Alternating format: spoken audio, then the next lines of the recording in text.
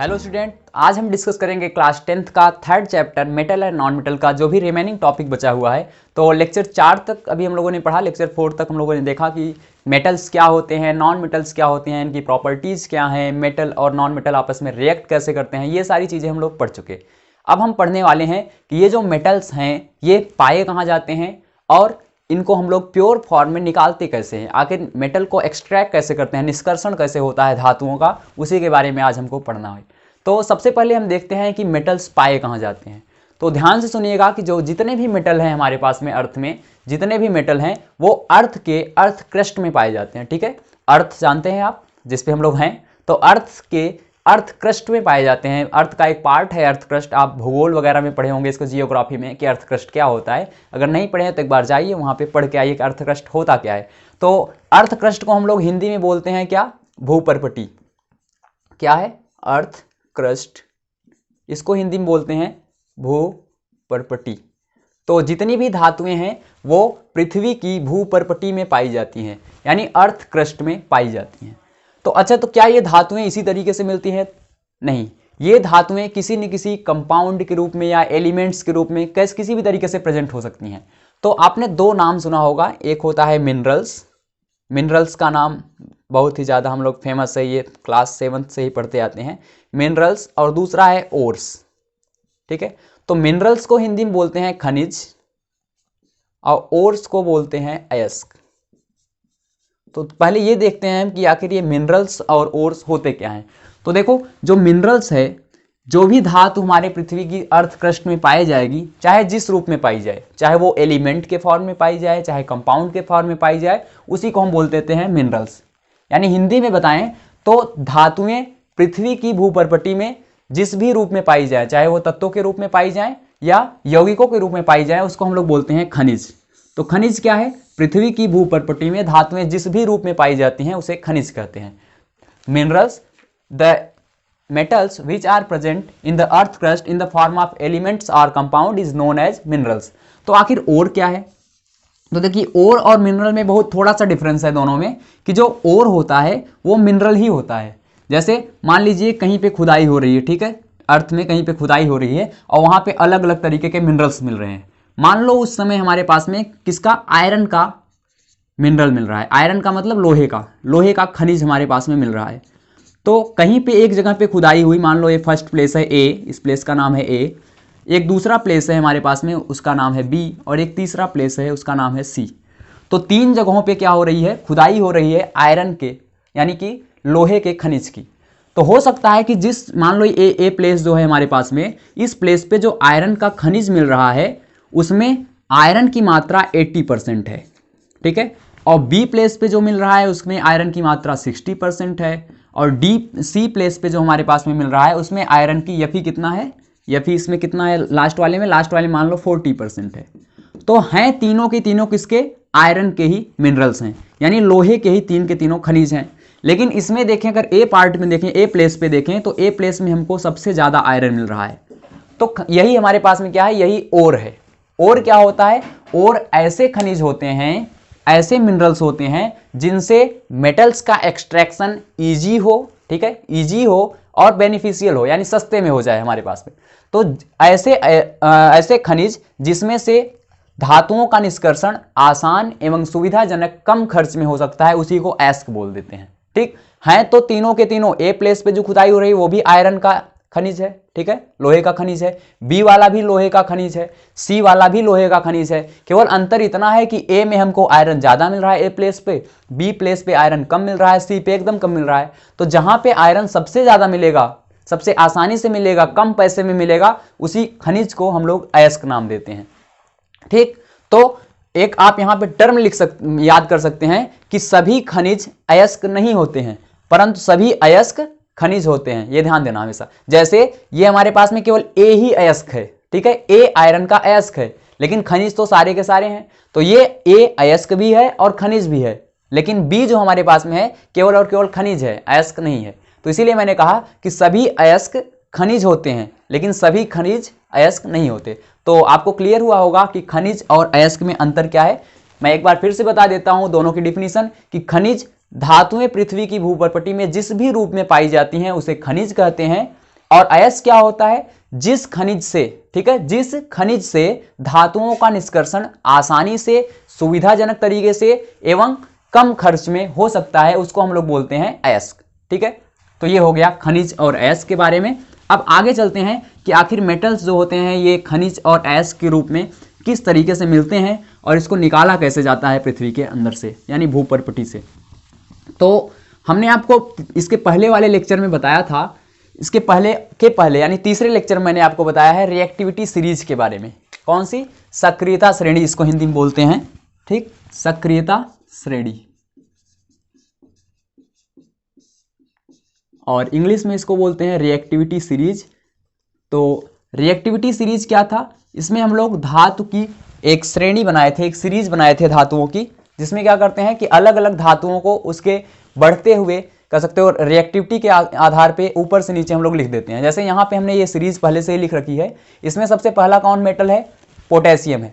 Potassium सबसे ऊपर लिखने का मतलब ये है कि पोटेशियम इन सब मेटल से सबसे ज़्यादा रिएक्टिव है। उसके बाद मैंने सोडियम को लिखा, इसका मतलब सोडियम पोटेशियम से कम रिएक्टिव है, लेस रिएक्टिव है। और फिर से कैल्शियम, कैल्शियम उससे भी कम रिएक्टिव, और ये मैग्नीशियम उससे भी कम। इसी तरीके से सबसे नीचे कौन है? सबसे नीचे गोल्ड है। गोल्ड सबसे नीचे होने का मतलब गोल्ड एकदम नॉन रिएक्टिव है, कह सकते हो, ऐसा मेटल है जो किसी से रिएक्ट नहीं करता। तो यही हमारी सीरीज है जिसमें हम अलग अलग धातुओं को एक लाइन में रखते हैं, एक क्रम में रखते हैं, डिक्रीजिंग रिएक्टिविटी ऑर्डर के हिसाब से। ठीक है, तो सबसे ज़्यादा रिएक्टिव कौन है? पोटेशियम। सबसे कम रिएक्टिव है गोल्ड। तो इसी रिएक्टिविटी के आधार पर हम लोग क्या करते हैं कि मेटल्स को 3 भागों में बांट देते हैं। कितने भागों में? सारे मेटल्स को 3 भागों में बांट दिया गया। जैसे जो सबसे ऊपर है, मैंने यहाँ पे लाइनिंग बना रखी है, यहाँ से लेके यहाँ तक आप देख सकते हैं, यानी पोटेशियम से लेके पोटेशियम, सोडियम, कैल्शियम, मैग्नीशियम और एल्यूमिनियम, ये जो हमारे पास में 5 मेटल्स हैं ऊपर के, ये सबसे ज़्यादा रिएक्टिव हैं। ठीक है, क्योंकि ये ऊपर है, अभी हमने बताया कि ऊपर वाले ज़्यादा रिएक्टिव होते हैं। तो ये ऊपर हैं और ज़्यादा रिएक्टिव हैं, इसलिए इसको बोलते हैं हाई रिएक्टिव मेटल। इसका नाम क्या होता है? इसका नाम है high reactive metals, high reactive metals. और हिंदी में क्या बोलेंगे? उच्च अभिक्रियाशील धातुएं, उच्च अभिक्रियाशील धातुएं। ठीक, नीचे ये देखो बीच में मिडल का कुछ पार्ट है हमारे पास में। मिडल का पार्ट कौन कौन है? जिंक है मिडल में, आयरन है, ठीक है, जिंक है, आयरन है और लेड है। तो इसको मैंने मिडल में रखा। मिडल में रखने का मतलब ये है कि ये तीनों कैसे हैं? मध्यम रिएक्टिव हैं, यानी मीडियम रिएक्टिव मेटल्स हैं ये। तो ये कैसे हैं? मीडियम। इसको ब्लैक कलर से लिखा था मैंने, तो ब्लैक ही लिखता हूं। तो ये हमारे पास में कैसे हैं? मीडियम। ठीक, मीडियम रिएक्टिव मेटल्स, यानी इसको बोलते हैं मध्यम अभिक्रियाशील धातुएं, मध्यम अभिक्रियाशील धातुएं। तो ये हमारे पास में है, कितने हो गए?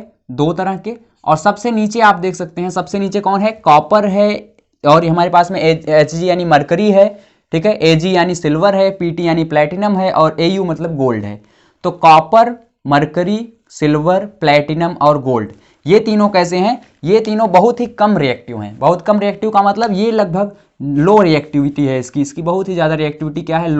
Low reactive metals. अब शॉर्ट में लिखते हैं हम लो रिएक्टिव मेटल्स, यानी निम्न अभिक्रियाशील धातुएं। तो 3 तरह की हो गई धातुएं, ठीक है, निम्न अभिक्रियाशील धातुएं। तो 3 तरह से मेटल्स को मैंने डिवाइड कर दिया। एक जो सबसे ऊपर था सक्रियता श्रेणी में, उसको बोल दिया हाई रिएक्टिव मेटल या हाईली रिएक्टिव मेटल्स। इसमें कौन कौन है? पोटेशियम है, सोडियम है, कैल्शियम है, मैग्नीशियम है, एल्यूमिनियम है। जो बीच में थे उसको हमने कर दिया medium reactive metals. Medium reactive metals का मतलब मध्यम अभिक्रियाशील धातुएं। ये न तो बहुत ज्यादा रिएक्टिव होती हैं, न तो बहुत ज्यादा कम रिएक्टिव होती हैं। और सबसे नीचे जो है हमारे पास में कॉपर से, यहाँ पे देखिए मैंने एक लाइनिंग खींचा है, आपको याद हो तो पीबी के नीचे हाइड्रोजन गैस थी, और हाइड्रोजन गैस के नीचे ये सारी मेटल्स हैं, कॉपर से लेके गोल्ड तक। तो हाइड्रोजन के नीचे जितनी होती हैं वो लो रिएक्टिव मेटल्स हैं। लो का मतलब वो रिएक्ट ही नहीं करती किसी से, या रिएक्ट करेंगी तो बहुत कम रिएक्ट करेंगी। तो अब देखिए इसके आधार पर हमको एक चीज समझ में आती है कि जितने भी हाई रिएक्टिव मेटल्स होते हैं वो किसी न किसी से रिएक्ट कर लेते हैं। रिएक्ट करने का मतलब कि ये जो हमारे पास में अर्थ क्रस्ट में है, भूपर्पटी में, ये मुक्त अवस्था में कभी नहीं पाए जाएंगे। ध्यान देना, मुक्त अवस्था का मतलब हम ऐसे खुदाई करें पृथ्वी के अंदर और सोचें कि सीधा सीधा हमको सोडियम मिल जाए, तो कभी भी सोडियम मिलने वाला नहीं है। और जो लो रिएक्टिव है वो किसी से रिएक्ट ही नहीं करते, जैसे गोल्ड है, ठीक है, गोल्ड एयू किसी से रिएक्ट नहीं करता, प्लेटिनम किसी से कभी कोई रिएक्शन नहीं करता। यानी एयू और प्लेटिनम दो ऐसी धातुएं हैं जो किसी से भी रिएक्शन नहीं करती हैं। अब जब किसी से रिएक्शन नहीं करती तो ये कंपाउंड के फॉर्म में नहीं पाई जाएंगी, ये प्योर एलिमेंट के फॉर्म में पाई जाएंगी, ठीक है, एलिमेंट के फॉर्म में, ध्यान देना। तो एयू यानी गोल्ड और प्लेटिनम दो ऐसी धातुएं हैं जो प्रकृति में मुक्त रूप से पाई जाती हैं। मुक्त का मतलब अगर हम खुदाई करते हैं तो हमको प्योर गोल्ड मिलेगा, प्योर प्लेटिनम मिलेगा। लेकिन अगर कोई कहे कि हम खुदाई करें किसकी, जिंक की, और क्या हमको जिंक मिल जाएगा प्योर, तो नहीं। तो जिंक हमेशा या तो जिंक सल्फाइड के रूप में पाया जाएगा, ऐसे पाया जाएगा, देखो ZnS। Fe की खुदाई करें तो पता लगा Fe2O3 ऐसे पाया जा रहा है, तो ये देखो इसमें प्योर Fe नहीं है। और गोल्ड की खुदाई करेंगे अगर हम, तो गोल्ड क्या होगा, प्योर फॉर्म में पाया जाएगा Au। इसके साथ कुछ नहीं लगा है, इसके साथ देख रहे हो ऑक्सीजन लगा है, जिंक के साथ सल्फाइड लगा है, यानी सल्फर लगा है हमारे पास में। तो ये सारी मेटल्स क्या है, कंपाउंड फॉर्म कर लेती हैं। कौन कौन, हाई रिएक्टिव मेटल्स और मीडियम रिएक्टिव मेटल्स। लेकिन लो रिएक्टिव मेटल्स में दो, कौन कौन, गोल्ड और प्लेटिनम, कभी भी किसी से रिएक्ट नहीं करती हैं, और किसी से रिएक्ट न करने के कारण ये प्रकृति में मुक्त रूप से फ्री पाई जाती हैं, फ्रीली एकदम पाई जाएंगी। कहां पे, अर्थ में। तो हम लोग इसी रिएक्टिविटी के हिसाब से इनको अब निकालना अलग हो गया, निकालने का तरीका सबका अलग अलग हो जाएगा। क्यों, क्योंकि जो ज्यादा रिएक्टिव है वो ज्यादा कंपाउंड बना लेगा, ज्यादा एलिमेंट से जुड़ जाएगा और कंपाउंड बना लेगा। ये जो मीडियम रिएक्टिव है वो भी कुछ कंपाउंड्स वगैरह बना सकता है, और लो रिएक्टिव वाला कोई कंपाउंड नहीं बनेगा।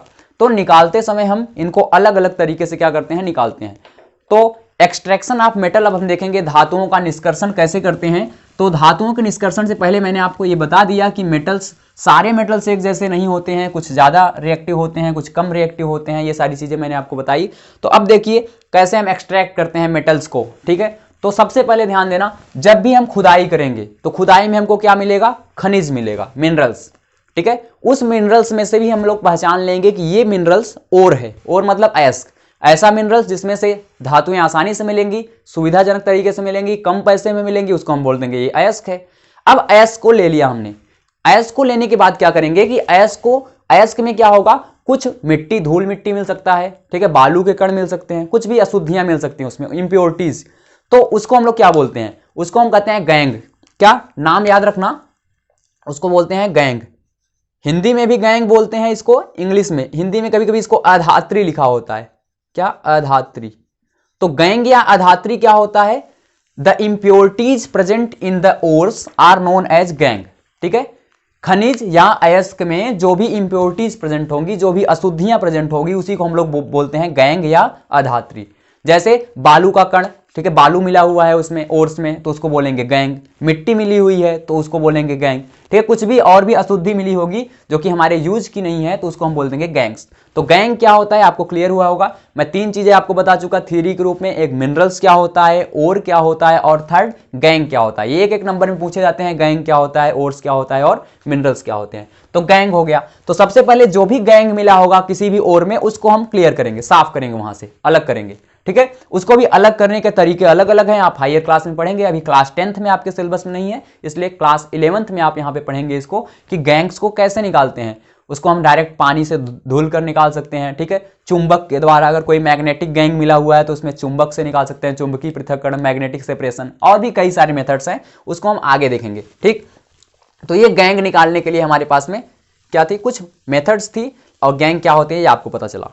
तो ये जो मेटल्स हैं जब मिलेंगे ओर्स के फॉर्म में, तो सबसे पहले उसमें से गैंग्स निकाला जाएगा। गैंग निकालने के बाद ये हम देखेंगे कि ये कैसे मेटल्स हैं। जैसे हमने बताया कि जो हाई रिएक्टिव मेटल है वो किसी से रिएक्ट कर लेगा, और ये हमेशा क्या बनाता है, हमारे पास में कोई ना कोई साल्ट बनाता है। ध्यान देना, ये साल्ट के फॉर्म में पाए जाते हैं, साल्ट हिंदी में बोलते हैं लवण, ठीक है।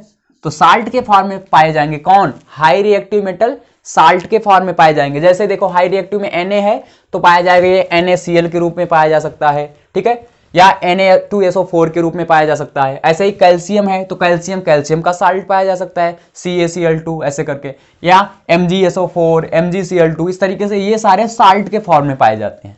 अब जब ये साल्ट के फॉर्म में पाए जाते हैं तो इसको अलग करने का तरीका भी अलग होता है। तरीका अलग होने का मतलब ये है कि साल्ट की क्या करते हैं हम, इलेक्ट्रोलिसिस करते हैं। क्या करते हैं, इलेक्ट्रोलिसिस।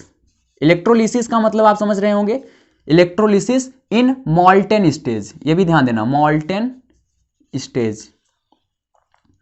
तो इसका मतलब होता है, मॉल्टेन स्टेज का मतलब कि विद्युत अपघटन कराते हैं, विद्युत अपघटन, वो भी किस अवस्था में, गलित अवस्था में, ध्यान देना।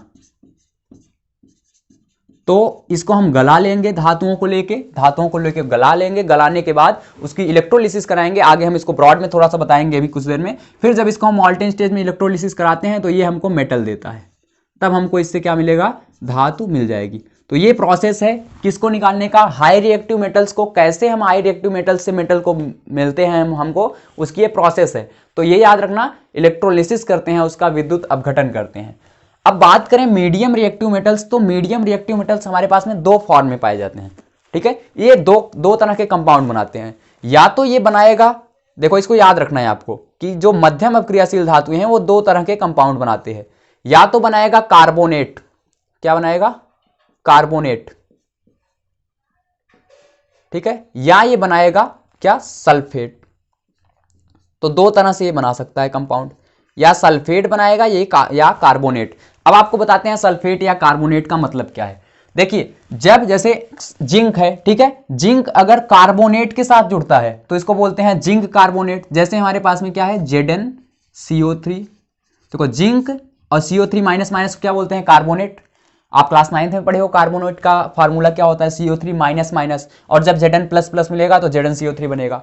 तो जब कार्बोनेट लगा होगा तो इसको बोलेंगे कार्बोनेट एस्क, ठीक है, किसका, मीडियम रिएक्टिव मेटल्स का।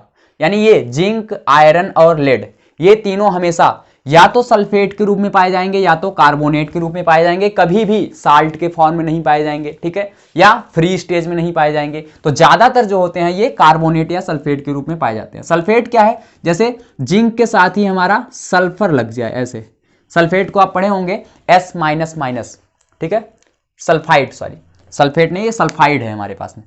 तो या तो ये कार्बोनेट के रूप में पाया जाएगा या तो सल्फाइड के रूप में। सल्फेट तो हमारा दूसरा होता है ना।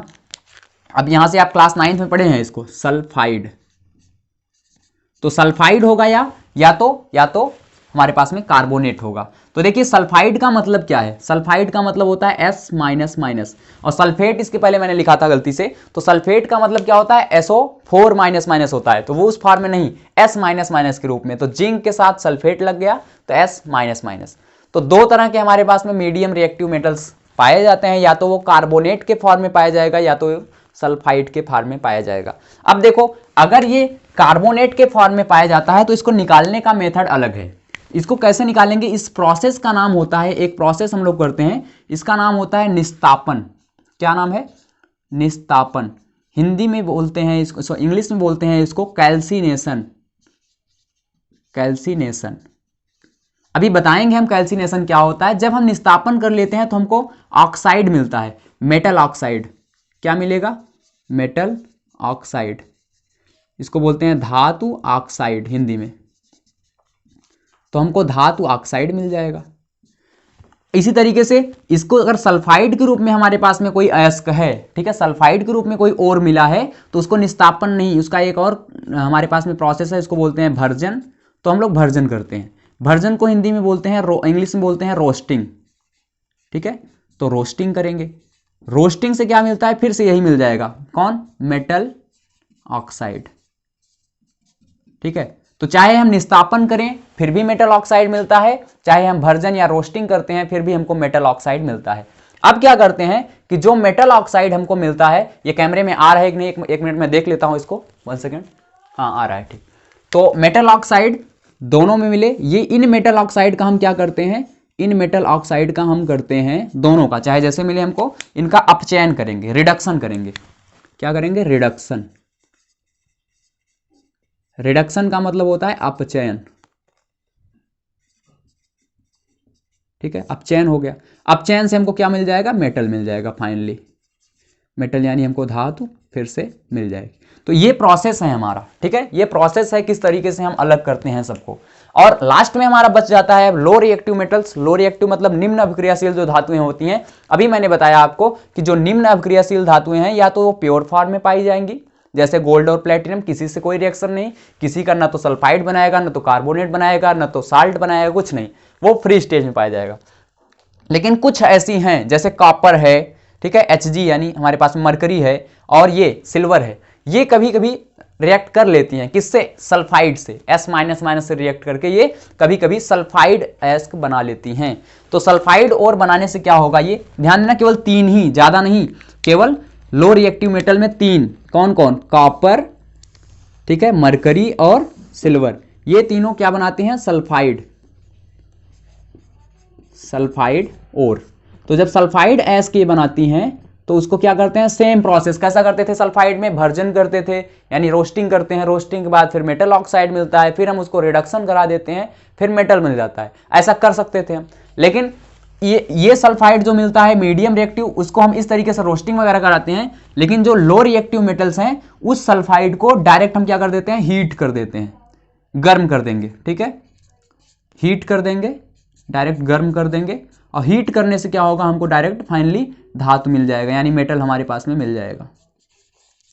तो देखो कितनी अच्छी बात हो गई कि ये सल्फाइड दोनों हैं, सल्फाइड ये भी है, सल्फाइड ये भी है, लेकिन ये जो सल्फाइड है हमारे पास में लो रिएक्टिव मेटल्स की, उसको मैंने क्या किया? उसको सीधा सीधा गर्म कर दिया, हीट कर दिया एयर की प्रेजेंस में, और उसे डायरेक्ट मेटल मिल गया। लेकिन जो मीडियम रिएक्टिव मेटल्स हैं, मध्यम अभिक्रियाशील वाली धातुओं के सल्फाइड होंगे, उसको हमको भर्जन कराना पड़ेगा, ठीक है, रोस्टिंग करानी पड़ेगी, फिर मेटल ऑक्साइड मिलेगा, फिर हम उसका रिडक्शन करेंगे, अपचयन करेंगे, फिर जाके हमको मेटल मिलेगा। तो ये प्रोसेस थी, आपके बुक में एक टेबल बनाया हुआ है, उस टेबल से आप इसको देख सकते हैं। तो अब देखिए, इतनी चीजें बताने के बाद हम इस बात को डिस्कस करेंगे कि आखिर अब बारी बारी से लेते हैं, एक बार हम लो रिएक्टिव मेटल्स को ले लेते हैं, एक बार हाई रिएक्टिव मेटल्स को ले लेते हैं, ठीक है। तो कैसे हम लोग अलग करते हैं इसको, इस बारे में हम लोग थोड़ी सी चर्चा कर लेते हैं। तो आज हमारे ख्याल से टाइम ज्यादा होगा, इसलिए हम केवल निम्न यानी लो रिएक्टिव मेटल्स के बारे में बात करते हैं। तो लो रिएक्टिव मेटल्स मैंने सीधा सीधा बताया आपको, अगर गोल्ड है या प्लेटिनम है तो उसको कुछ करने की जरूरत नहीं है, वो प्योर फॉर्म में मिलेगा ही मिलेगा, खुदाई करने से। कुछ उसमें गैंग्स मिले हो सकते हैं, अशुद्धियां मिली हो सकती हैं, जिसको हम लोग क्या कर सकते हैं? निकाल सकते हैं। गैंग्स क्या होता है अभी बताया आपको, बालू मिल सकता है, उसमें मिट्टी मिली हो सकती है, तो उसको हम प्योर कर सकते हैं, लेकिन कोई हमको प्रोसेस अपनाने की जरूरत नहीं पड़ेगी। फिर बात करते हैं सल्फाइड एस्क। तो देखो जैसे कॉपर है हमारे पास में, कॉपर कैसा होता है? लो रिएक्टिव मेटल है। मैं यहीं पे, ठीक है, इसी के नीचे जस्ट आपको बता देता हूं। तो कॉपर और Hg, ठीक है, दो हैं, दो को लेके बता देता हूं। तो जैसे कॉपर है, तो कॉपर कैसा पाया जाएगा? कॉपर मैंने बताया कि कॉपर या तो सल्फाइड के रूप में पाया जाएगा, बस, Hg भी सल्फाइड के रूप में। तो कॉपर है CuS, ये हो गया कॉपर का सल्फाइड। इसको कैसे निकालेंगे इसमें से? इसमें से देखो दो चीजें हैं, कॉपर भी है, सल्फाइड भी है। हमको क्या चाहिए? हमको मेटल चाहिए। मेटल का मतलब केवल कॉपर चाहिए। केवल कॉपर चाहने के लिए हम इसको गर्म कर देंगे। क्या करेंगे? गर्म करेंगे। हीट करने से क्या होता है? हीट ऑक्सीजन की प्रेजेंस में होता है, O2। तो O2 क्या करता है कि S को लेके बाहर आ जाता है। क्या करेगा? सबसे पहले तो ऑक्साइड बना देता है इसका, सल्फर, इसका हमारे पास में सल्फाइड को ऑक्साइड में कन्वर्ट कर देता है। कैसे? देखो, जैसे जहां पे CuS है वहीं पे O लग जाएगा, तो ये बना लेगा CuO, और फिर से गर्म कर दिया, ठीक है, फिर से और ज्यादा गर्म कर दिया इसको, तो क्या बन जाएगा? Cu अलग हो जाएगा और ऑक्सीजन अलग हो जाएगा। तो ये मेथड हो गई हमारे पास में। तो गर्म करते जाओ, यहां भी हमने क्या किया? हीट किया है इसको। तो हीट करके हम आसानी से निकाल सकते हैं अगर कॉपर का सल्फेट है, सल्फाइड है तो, ठीक। ऐसे ही अगर मरकरी का हमारे पास में मिल गया, Hg का, देखो क्या करेंगे? HgS है, ठीक है, तो ऐसे आगे इसको गर्म करेंगे, गर्म करेंगे यानी डेल्टा। ऐसे डेल्टा का मतलब होता है हीट कर रहे हैं, ठीक है, ऐसे कहीं पे त्रिभुज की तरह डेल्टा लिखा हुआ है, इसका मतलब इसको क्या कर रहे हैं? हीट कर रहे हैं। कैमरे में आ रहा है कि नहीं? हाँ आ रहा है, ठीक, थोड़ा सा, हाँ आ रहा है, ओके। तो HgS है हमारे पास में, इसको मैंने हीट किया तो ये क्या बनाएगा? HgO, ठीक है, HgO हो गया। HgO को फिर से हम हीट कर दें तो फिर से वही चीज, हीट करने पे क्या हो जाएगा? फिर से Hg अलग हो जाएगा और ऑक्सीजन अलग हो जाएगी, ठीक, ये हो गया। आपकी बुक में Hg को तो सीधा सीधा ऐसे दिया जैसे मैं बता रहा हूं आपको, मरकरी अलग हो गया, हीट करते जाओ, एक बार सल्फेट ऑक्साइड बनेगा, फिर ऑक्साइड से मरकरी अलग हो जाएगा, मेटल अलग हो जाएगा, ऑक्सीजन अलग हो जाएगी। लेकिन जो ये वाला प्रोसेस मैंने बताया कॉपर के केस में, कॉपर के केस में बुक में थोड़ा सा अलग दिया है, उसको यहाँ पे देख लीजिएगा। तो ऐसे दिया है कि कॉपर सल्फेट को जब हम, सल्फाइड को जब हम गर्म करते हैं तो कॉपर ऑक्साइड बनता है, और ये ऑक्साइड का मतलब ऑक्सीजन लग जाएगा तो ऑक्साइड, सल्फर लगा है तो सल्फाइड, ऐसा ही कार्बोनेट लगा है तो कार्बोनेट। ठीक, तो ये ऑक्साइड को कह रहा है कि डायरेक्ट हीट मत करो, इस ऑक्साइड को ले लो CuO को, इसको फिर से कॉपर सल्फाइड के साथ गर्म कर दो। किसके साथ? कॉपर सल्फाइड के साथ। तो होगा क्या? SO, इसको 2 बार ले लो भाई, 2 बार ले लोगे तो क्या हो जाएगा? Cu अलग हो जाएगा, प्लस करा है SO2 फिर से अलग हो जाएगा। तो ये तरीका है अलग अलग। ठीक है, कभी कभी क्या होता है Cu2O होता है, ये तो मैंने कॉपर 2+ लिया, तो कॉपर 1+ में भी होता है, यानी क्या होता है Cu2O ऐसे लिखा होगा। Cu2O को गर्म कर दोगे, ठीक है, Cu2O को गर्म कर दो तो बना लेगा हमारे पास में ये किसके साथ? CuS के साथ। ठीक है, Cu2S के साथ। तो ये फिर से वही चीज होगा, Cu अलग हो जाएगा, SO2 अलग हो जाएगा। कुल मिला के ये बता रहा हूं मैं कि निम्न अभिक्रियाशील धातुओं को जितने भी सल्फाइड होंगे सीधा उसको गर्म करो। गर्म करने से क्या होगा? वो सल्फाइड कन्वर्ट होंगे ऑक्साइड में, और ऑक्साइड कन्वर्ट हो जाएगा तुरंत और तुरंत किसमें? मेटल में। तो लो रिएक्टिव मेटल्स को निकालना बहुत ही आसान होता है, बहुत ही सरल है। क्यों? क्योंकि 3 ही तो हैं बेचारे, कॉपर, मरकरी और सिल्वर। अब बचे 2 तो फ्री पाए जाते हैं एकदम, उसको निकालने की कोई जरूरत ही नहीं है। तो ये हो गया होगा, आप स्क्रीनशॉट ले सकते हैं इतने का। मैं इसको इरेज करने वाला हूं नीचे का, क्योंकि ये लो रिएक्टिव मेटल्स कैसे निकाले जाते हैं ये कंप्लीट हुआ। अब मैं जाने वाला हूं आगे मीडियम रिएक्टिव मेटल्स को कैसे निकालते हैं इसके बारे में। ठीक, तो इसको आप लिख लीजिएगा, आगे चलते हैं हम। आगे देखो, अब मीडियम वाले को मैंने बताया 2 तरह के पाए जाएंगे, 2 तरह के इसके कंपाउंड होंगे। एक कैसा होगा? एक होगा हमारे पास में कार्बोनेट के रूप में, और दूसरा होगा हमारे पास में सल्फाइड के रूप में। तो देखो, कार्बोनेट को निकालने के लिए मैंने बताया कि क्या करेंगे? निस्तापन। तो कार्बोनेट का मैं यहीं पे लिख के दिखाता हूं आपको। देखो करते क्या है कार्बोनेट में कि ये जैसे कार्बोनेट है जिंक कार्बोनेट, तो क्या करेंगे? जिंक कार्बोनेट मैंने लिख दिया। इसको निस्तापन में होता क्या है? निस्तापन में इसको हीट करते हैं, खूब हीट करते हैं। ठीक है, डेल्टा निस्तापन में क्या करते हैं? हीट करते हैं। अब भर्जन में क्या करते हैं? साथ में दोनों देखना। और जिंक सल्फेट है हमारे, सल्फाइड है, तो जिंक सल्फाइड, इसमें भी हीट करते हैं। ठीक है, इसमें भी हीट करेंगे। भर्जन में भी यानी रोस्टिंग में भी हीट करेंगे, कैल्सिनेशन में भी हीट करेंगे। लेकिन एक ही अंतर है दोनों में, कैल्सिनेशन निस्तापन में ऑक्सीजन की एब्सेंस में करेंगे। ठीक है, ऑक्सीजन नहीं देंगे हम इसको, यहां पे ऑक्सीजन क्या होगा? बहुत ही लिमिटेड होगा। ठीक है, ऐसे कट लगा दे रहा हूं, मतलब ऑक्सीजन लिमिटेड है, कम है या तो नहीं है। लेकिन भर्जन यानी रोस्टिंग में क्या करेंगे? खूब ऑक्सीजन देंगे, इसको हम ऑक्सीजन देते जाएंगे। ठीक, तो दोनों में एक ही अंतर है, निस्तापन और भर्जन में केवल एक अंतर। दोनों में चाहे निस्तापन कार्बोनेट को करते हैं और भर्जन सल्फाइड को करते हैं, लेकिन अंतर इतना है कि कार्बोनेट को हीट करते हैं in the absence of air, यानी वहां पे हवा नहीं होगी, क्योंकि इसके पास देखो पहले से ही ऑक्सीजन है। ऐसे याद कर सकते हो कि कार्बोनेट में पहले से ऑक्सीजन होता है, इसलिए ऑक्सीजन नहीं लेते या कम लेते हैं। देखो सल्फाइड में ऑक्सीजन यहाँ पे नहीं है, तो ऑक्सीजन नहीं है तो हम ऑक्सीजन खूब लेंगे। तो भर्जन में ऑक्सीजन लेके करते हैं, निस्तापन में बिना ऑक्सीजन के उसको गर्म करते हैं। तो गर्म करने से होगा क्या? देखो, किसी को यहां से बहुत ज्यादा गर्म करेंगे तो CO3 था तो यहां से CO2 निकल जाएगी। CO2 मतलब कार्बन डाइऑक्साइड। अब जब यहां से CO2 निकल गई तो बचा क्या? एक O बचा CO3 में, तो वो O जिंक के साथ बच जाएगा, तो बन जाएगा जिंक ऑक्साइड। देख रहे हो कैसे बना? तो मैंने यही तो बताया था ऊपर आपको कि कार्बोनेट अयस्क है, इसका निस्तापन करोगे तो मेटल ऑक्साइड बनेगा। वही हुआ, देखो ये कार्बोनेट अयस्क था, इसका मैंने निस्तापन किया। निस्तापन का मतलब हीट किया in the absence of air, air नहीं देंगे उसको, बस ऑक्सीजन नहीं देंगे, तो बना क्या? Metal oxide. यही तो बनना था, मेटल ऑक्साइड बन गया और कार्बन डाइऑक्साइड गैस निकल गई। सेम प्रोसेस यहां सल्फाइड के केस में भी हम करेंगे। जिंक सल्फाइड लिया मैंने, लेकिन यहां पे अंतर क्या कर रहे हैं? भर्जन कर रहे हैं, निस्तापन नहीं कर रहे हैं भाई, भर्जन कर रहे हैं। भर्जन में क्या होता है कि ऑक्सीजन देंगे। अब जब ऑक्सीजन देंगे इसको, तो ये सल्फर क्या करेगा? इसी ऑक्सीजन को ले लेगा और बनाएगा क्या? Sulphur dioxide. ठीक है, और ये ऑक्सीजन जिंक भी लेगा, तो क्या बन जाएगा? Zinc oxide. ऑक्सीजन कहां से आया? जिंक के पास, ये जो ऑक्सीजन मैंने दिया भर्जन करते समय, और सल्फर भी अलग हो जाएगा, क्या बनाएगा? Sulphur dioxide. तो देख रहे हैं आप, तो दोनों केस में क्या हुआ? चाहे निस्तापन करेंगे फिर भी मेटल ऑक्साइड बना, और चाहे भर्जन किया मैंने फिर भी मेटल ऑक्साइड बना। तो मेटल ऑक्साइड दोनों के केस में बन रहा है, यहां भी देखो जिंक ऑक्साइड और यहां भी जिंक ऑक्साइड, ये बना। तो ऐसे ही हम लोग करते हैं क्या? भर्जन या निस्तापन। अंतर मैं बार बार कह रहा हूं कि निस्तापन में ऑक्सीजन नहीं होगा, बिना ऑक्सीजन के गर्म करेंगे, और रोस्टिंग या भर्जन में हम क्या करेंगे? ऑक्सीजन की प्रेजेंस में गर्म करेंगे। अब क्या हुआ कि अब मेटल ऑक्साइड बन गया। मेटल ऑक्साइड यानी ये जिंक ऑक्साइड, इसी को बोलते हैं मेटल ऑक्साइड बोलो चाहे जिंक ऑक्साइड बोलो। तो ये जो मेटल ऑक्साइड बना ZnO, इसका हम अब क्या करने वाले हैं, दोनों के केस में रिडक्शन करने वाले हैं। और रिडक्शन कैसे करेंगे ये इंपॉर्टेंट है कि रिडक्शन जब हम करते हैं दोनों का, तो रिडक्शन करने के लिए हम कोयले का यूज करते हैं। किसका? कोयले का। कोयला मतलब कार्बन, ठीक है। कार्बन का मतलब, अब देखो जिंक ऑक्साइड था, यहां पे मैं लिखता हूं जिंक ऑक्साइड यानी ZnO, इसका क्या करेंगे, अपचयन, रिडक्शन, अपचयन करेंगे तो मेटल मिल जाएगा हम। तो किसके उपस्थित हम करें, कार्बन के साथ। यानी यहां पे जिंक ऑक्साइड मिला था, चाहे उसका कर लो, चाहे यहां पे जिंक ऑक्साइड जो मिला था उसका भी हम कर सकते हैं। किसी का भी हम क्या कर लेंगे, अपचयन करेंगे। किसके साथ, कार्बन के साथ। ये है कार्बन या कोयला। इसके साथ जब हम रिएक्शन कराएंगे तो क्या होगा, देखो ये जो ऑक्सीजन है जिंक के साथ ये कार्बन ले लेगा, तो क्या बनाएगा, CO, और जिंक के साथ कार्बन हट गया तो बन गया जिंक। तो देखो कितनी अच्छी बात है। अपचयन किसका हुआ, जिंक का। क्यों? क्योंकि देख रहे हो जिंक के केस में जिंक के पास पहले ऑक्सीजन था, अब ऑक्सीजन नहीं है।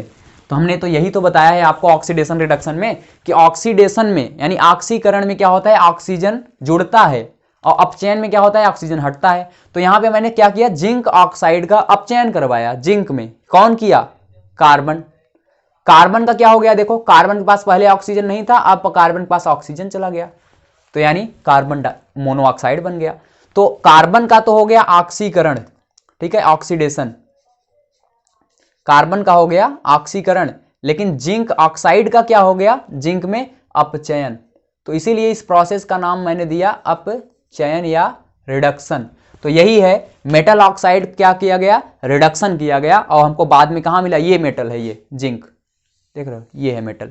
तो यही मेटल हमको मिलता है इस तरीके से। तो प्रोसेस यही है, मीडियम रिएक्टिव मेटल्स को कैसे निकालते हैं। कार्बोनेट होगा तो निस्तापन कर देंगे, फिर रिडक्शन कर देंगे, और सल्फाइड होगा तो भर्जन करके फिर से हम रिडक्शन कर देंगे। दोनों के केस में एक ही बात कर रहे हैं। अब एक यहाँ पे और बहुत ही इंपॉर्टेंट बात है कि कभी कभी हम क्या करते हैं कि इस जो कार्बन का यूज कर रहे हैं यहाँ पे अपचयन करने के लिए, कार्बन का यूज न करके किसी हाई रिएक्टिव मेटल का यूज कर लेते हैं। इसको मैं थोड़ा सा ऊपर लिखता हूँ, या देखता हूं अगर कैमरे में नीचे जगह होता है तो मैं यहां पे लिखता हूं। नीचे कम जगह है, फिर भी मैं इसको इरेज करके लिखता हूं, ठीक।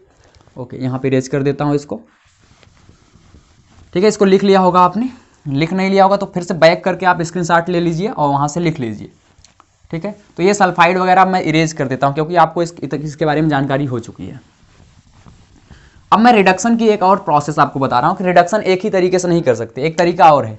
देखो क्या करते हैं इसमें कि ये जो जिंक है ऑक्साइड, इसको रिडक्शन करा लेते हैं, इसका रिएक्शन करा लेते हैं। किसके साथ, इसका रिएक्शन करा लेंगे हम किसी ऊपर वाले धातु के साथ। ये जैसे ऊपर की धातु है, ये है हमारे पास में, इसके साथ रिएक्शन कराने का मतलब, मान लो इसको Na के साथ कर दिया मैंने, तो हम जानते हैं कि ये नीचे वाला कंपाउंड है, नीचे वाले मेटल का कंपाउंड है, और ये ऊपर का मेटल है। तो यहाँ विस्थापन अपक्रिया होगी, डिस्प्लेसमेंट रिएक्शन, यानी ये Na क्या करेगा, तो लाइट की थोड़ी सी प्रॉब्लम हो गई थी, फिर से स्टार्ट करते हैं। तो मैं बता रहा था कि जब भी कभी जिंक ऑक्साइड हमारे पास में है, जैसे मध्यम अपक्रियाशील धातुओं के ऑक्साइड हैं, उसका मैं उच्च किसी अपक्रियाशील धातु के साथ रिएक्शन कराता हूं, तो वहां पे कौन सी रिएक्शन होगी, वहां पे रिएक्शन होगी हमारे पास में डिस्प्लेसमेंट रिएक्शन। डिस्प्लेसमेंट मतलब विस्थापन अपक्रिया। विस्थापन अपक्रिया में होता क्या है कि ये वाला जो हाई रिएक्टिव मेटल है, ये लो वाले को वहां से उसके सॉल्यूशन से, उसके कंपाउंड से हटा देता है। तो ये बनाएगा क्या, Na2O, यानी अपना खुद का ऑक्साइड बना लेगा। जैसे जिंक का ऑक्साइड था तो सोडियम का ऑक्साइड बन गया, और जिंक क्या हो जाएगा, अलग हो जाएगा। तो मैं इस तरीके से भी जिंक को अलग कर सकता हूं। यहां पे मैंने जिंक को अलग किया था ऑक्साइड से, कार्बन से अपक्रिया करा के, कार्बन के साथ अपचयन करा के। तो अपचयन कराने के हमारे पास में दो मेथड हैं, एक तो कार्बन से चाहे करवा दें, चाहे किसी हाई रिएक्टिव मेटल, हाई मतलब चाहे सोडियम पोटेशियम के साथ, चाहे सोडियम के साथ, चाहे कैल्शियम, मैग्नीशियम, एल्यूमिनियम, इन सब के साथ हम रिएक्शन करा सकते हैं। एक बहुत ही फेमस रिएक्शन है हमारे पास में, आपकी बुक में दी हुई है, तो उसके बारे में बताना चाहूंगा क्योंकि उसका उपयोग बहुत ही अच्छा होता है, यूज उसका है बहुत अच्छा है। जैसे देखो एक मध्यम अपक्रियाशील धातु है Fe, आयरन, देख रहे हो ना, Fe कैसा है, मध्यम अपक्रियाशील। तो जब इसका ऑक्साइड बना लेते हैं हम, किससे, या तो कार्बोनेट से या तो सल्फाइड से, जब इसका ऑक्साइड बना लेंगे हम, तो जैसे Fe का ऑक्साइड क्या होता है, Fe2O3, इसका मैं हाई रिएक्टिव, ठीक है, हाई रिएक्टिव मेटल के साथ रिएक्शन कराऊंगा। तो जैसे Fe2O3 को मैं कार्बन के साथ रिएक्ट करा के करा सकता था, कार्बन के साथ कराता तो Fe अलग हो जाता और CO2 अलग हो जाता, ऐसे भी मैं करा सकता था, ठीक है, Fe को अलग करने के। लेकिन एक तरीका और जो भी मैंने बताया विस्थापन अपक्रिया द्वारा, डिस्प्लेसमेंट रिएक्शन द्वारा, कि Fe2O3 है, इसका रिएक्शन करा दूं किसी हाई वाले से, हाई में कौन सा, मान लो एल्यूमिनियम भी हाई में ही आता है, तो एल्यूमिनियम से मैं इसका रिएक्शन करा दूं, तो एल्यूमिनियम से जब इसका रिएक्शन कराऊंगा तो एल्यूमिनियम क्या करेगा, इसको डिस्प्लेस कर देगा, एल्यूमिनियम आ जाएगा Fe की जगह, यानी फेरस का आयरन का ऑक्साइड था, अब एल्यूमिनियम का ऑक्साइड बन जाएगा, बनेगा क्या Al2O3 प्लस यहाँ से ये हमारे पास में क्या अलग हो जाएगा, आयरन जो है निकल जाएगा बाहर, तो आयरन क्या हो गया यहाँ पे अलग हो गया। प्लस एक चीज़ ध्यान देना, यहाँ पे बहुत ज़्यादा उष्मा निकलती है, हीट बहुत ज़्यादा निकलती है ऐसी रिएक्शन में, ठीक है, हीट जो है बहुत ज़्यादा निकलती है। और ये जो Fe यहाँ पे मिलता है हमको, ये लिक्विड स्टेज मिलता है, ध्यान देना मॉल्टेन स्टेज में, गली हुई अवस्था में। और जो हम कार्बन के साथ जब करते हैं तो जिंक ये सॉलिड स्टेट में मिलेगा, ठीक है, सॉलिड यानी ठोस अवस्था में जिंक रहेगा। लेकिन अगर इसी जिंक को हम ऊपर वाली किसी धातु से रिएक्ट करके हटा देते हैं तो ये जिंक गलित अवस्था में मिलेगा, ध्यान देना लिक्विड स्टेज हो जाएगी, क्योंकि यहाँ पे जो एनर्जी उष्मा निकल रही है, इतनी ज़्यादा उष्मा यहाँ से निकलती है कि ये इस आयरन को गला देती है, तो Fe क्या होगा, लिक्विड स्टेज में पाया जाएगा। ये ध्यान देना, ब्रैकेट में L लिखा है मैंने, तो इसका मतलब ये लिक्विड स्टेज में पाया जाएगा, ठीक। तो ये जो उष्मा निकलती है, कभी कभी इसको, इसमें आपकी बुक में लिखा हुआ है कि इस उष्मा का उपयोग हम लोग क्या करते हैं, वेल्डिंग करने में यूज करते हैं।